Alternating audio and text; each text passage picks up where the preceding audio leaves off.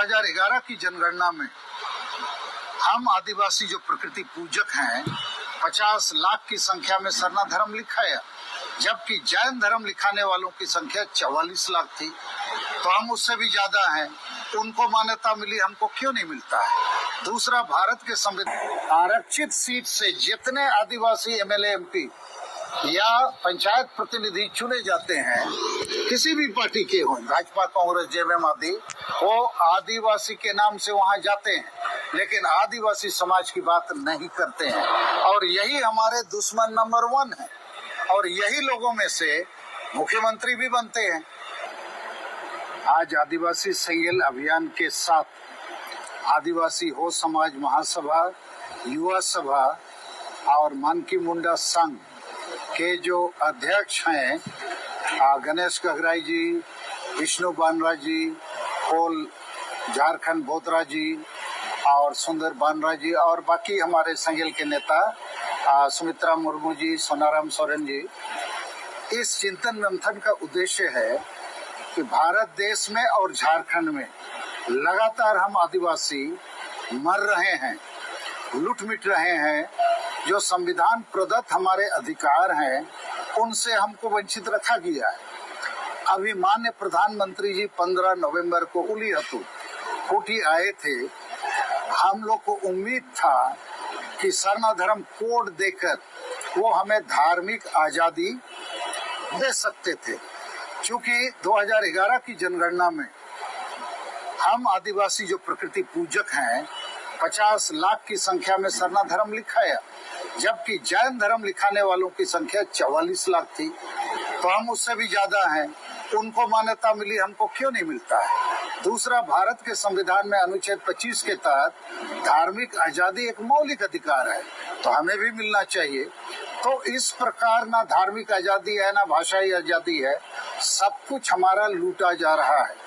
तो इसके लिए हम लोगों ने महसूस किया है, और ये विश्लेषण करके ये प्रमाणित फैक्ट है, आरक्षित सीट से जितने आदिवासी एमएलए एमपी या पंचायत प्रतिनिधि चुने जाते हैं, किसी भी पार्टी के हों, भाजपा, कांग्रेस, जेएमएम आदि, वो आदिवासी के नाम से वहां जाते हैं, लेकिन आदिवासी समाज की बात नहीं करते हैं। और यही हमारे दुश्मन नंबर 1 है, और यही लोगों में से मुख्यमंत्री भी बनते हैं। दूसरा, हमारा शत्रु दल है आदिवासी जन संगठन। ये ज्यादातर जन संगठन के अगुवा भी उन्हीं पार्टियों और उन्हीं आदिवासी नेताओं का पूंछ पकड़ते हैं, दलाली करते हैं, आदिवासी समाज की बात नहीं करते हैं। ये कहते हैं अपने आप को सामाजिक संगठन, लेकिन ये राजनीति करते हैं। तीसरा शत्रु दल हमारा है मानकी मुंडा व्यवस्था और माझी परगना व्यवस्था।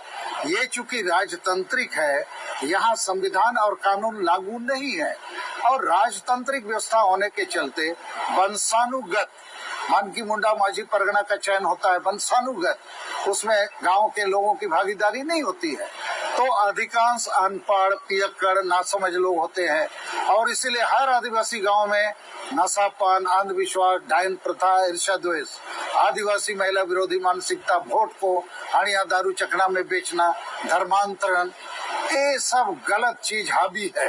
तो ये तीनों शत्रु दल पर हम लोग को सुधार लाना पड़ेगा। उनको शत्रु के रूप में देखते हुए उनको खारिज करना होगा। ये बात आज बताई गई है। और तीसरा है, तब हम आदिवासी कैसे एकजुट होंगे और बड़ी एकता और बड़ा आंदोलन खड़ा करेंगे? तो उसके 3 उपाय बताए गए। पहला है कि ये जो मानकी मुंडा माझी परगना व्यवस्था है, राजतांत्रिक है, उसको जनतांत्रिक किया जाए। हर गांव में सब आदिवासी स्त्री पुरुष बैठेंगे और खुद में से किसी को गांव का इंजन बनाएंगे।